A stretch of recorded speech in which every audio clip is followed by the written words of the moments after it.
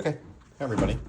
I'm Brian Benedicts. This is for assignment 2, question 2.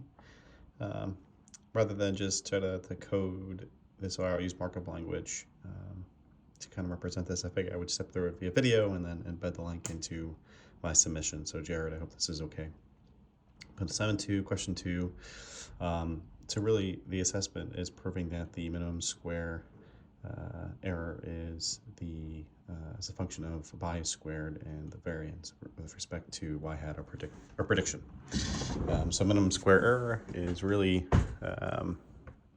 the cost function or the loss function for the models that we've been studying. So in this particular case, linear regression.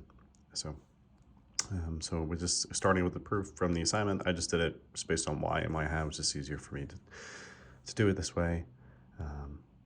So the first thing I did, I expanded minimum square error. So I just had took the expectation factor to distribute, which by the way I messed up the first couple times. I had to go back and fix it. So I can expand it on values that were actually going to predicted at random. So y hat in this case, and the true value was defined value. So we're only going to distribute the e term across those defined values. So expanding it based on our definition of mean square error here, we wind up with our y squared minus 2e y hat plus e y hat squared. And then essentially the function at this point is really to work through decomposing bias and variance, summing the two to prove that it does in fact equal mean squared error here. So that's precisely what we did.